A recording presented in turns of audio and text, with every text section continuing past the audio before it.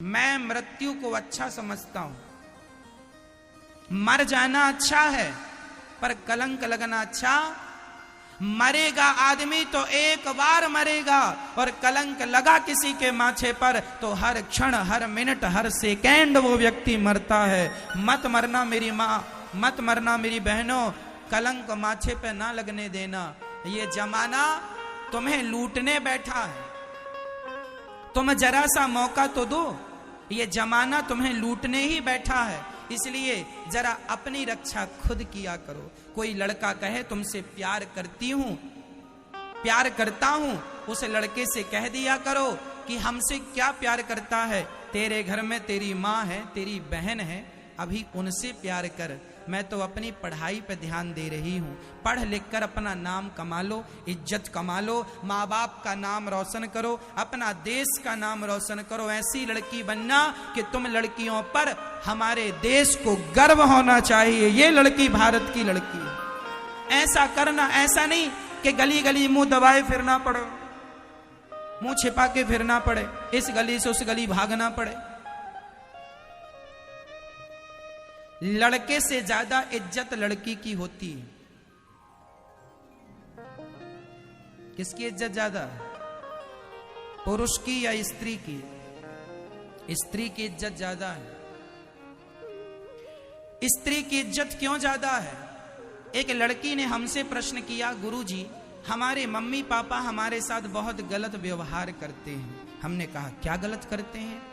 उस लड़की ने कहा कि हमारा भाई हमसे छोटा है, हमसे छोटा है, वो रात के 9 बजे आता है, कभी 10 बजे आता है, कभी 10:30 बजे आता है। मेरे मम्मी पापा कभी सवाल नहीं करते तुम कहां थे, और मैं जरा ट्यूशन से 10 मिनट लेट हो जाऊं तो मम्मी 4 सवाल दागती है, कहां थी, लेट कैसे होगी, और ज्यादा चुप रह जाऊं तो गाल में 2-4 थप्पड़ भी जमा देती है। मेरी मम्मी मेरे साथ गलत व्यवहार करती है, मेरे पापा मेरे साथ गलत व्यवहार करते हैं, डांटते रहते हैं मुझे, क्योंकि मैं लड़की हूं और वो लड़का है, इसलिए उसका सारा अपराध माफ, और हमें तो कोई छूट नहीं है।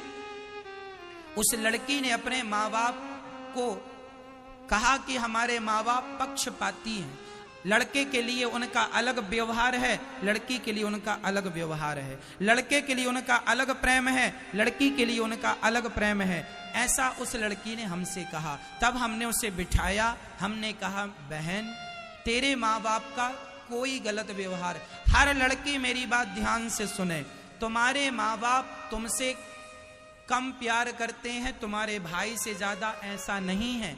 हर माँ बाप जितना प्यार बेटा से करते हैं उतना ही प्यार बेटी से करते हैं, कोई भेद नहीं है, कोई अंतर नहीं है। तो फिर उसने कहा तो फिर उसे क्यों नहीं डांटते, मुझे क्यों डांटते हैं? मैंने कहा इसका भी जवाब देता हूं, सुन। मैंने कहा ये बता, सरिया की दुकान में सरिया कहाँ होता है, दुकान के अंदर या दुकान के बाहर? उसने कहा दुकान के बाहर सरिया पड़ा होता है। हमने कहा अब ये बता कि हीरे की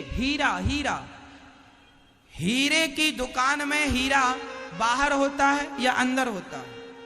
बोली अंदर।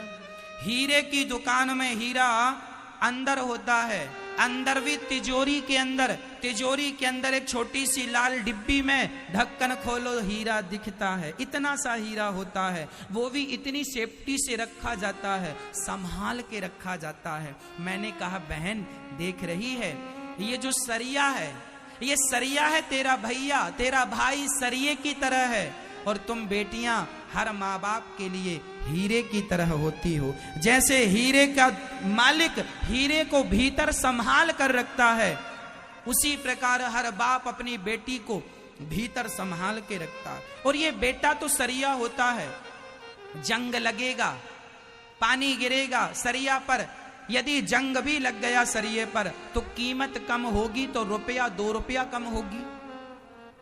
यदि लोहे पर जंग लग गई, यदि तुम्हारा बेटा 10 बजे आ रहा है तो लोग कहेंगे लापरवाह हो गया है, लोग कहेंगे छोकरा बिगड़ गया है। लेकिन बेटी तुम रात को 10 बजे आओगी तो जमाना ये नहीं कहेगा कि बेटी लापरवाह हो गई है, लोग कहेंगे जरूर किसी के साथ चक्कर है इसका, जरूर किसी के साथ चक्कर है इसलिए तो लेट आती है। और याद रखना, सरिया में यदि जंग लगी तो 2 रुपया कीमत कम होगी, पर जरा हीरे में एक चटक आ गई, एक किराच भी निकल गई ना, तो हीरे की सारी कीमत समाप्त हो जाएगी। उसके बाद वो हीरा 10 रुपए का भी नहीं बिकेगा। लड़की हीरा होती है, एक कुल, लड़के के कंधे पर एक कुल का भार होता है, लड़की के कंधे में 2-2 कुलों का भार होता है। ससुराल पक्ष की मर्यादा भी है, मायके पक्ष की मर्यादा भी है। ससुराल की इज्जत भी तुमसे है, मायके की इज्जत भी तुमसे है। लड़के से एक कुल की इज्जत होती है, लड़की से 2-2 कुलों की इज्जत होती है। इसलिए लड़के से ज्यादा लड़की की इज्जत कीमती होती है। इसलिए अपनी इज्जत बचा के रखना। लुटाना तुम ही चाहोगी तो जमाना तो लूटने बैठा ही है। इसलिए सावधान, समय से घर से बाहर जाओ, समय से घर पे आओ।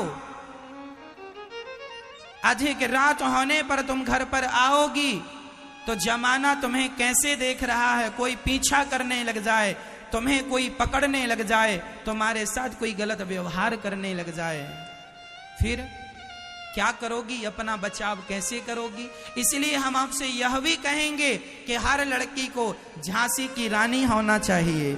आपको तलवार चलाना भी आवे, लाठी चलाना भी आवे। आजकल की लड़कियां कॉकरोच से डरती हैं, आजकल की लड़कियां कॉकरोच से डरती हैं। और एक वो झांसी की रानी थी जो मरने के पहले अंग्रेजों को पानी पिला दिया। खूब लड़ी मर्दानी वो तो झांसी वाली रानी थी, सिंहासन हिल उठे राजवंशों ने भ्रकुटी तानी थी।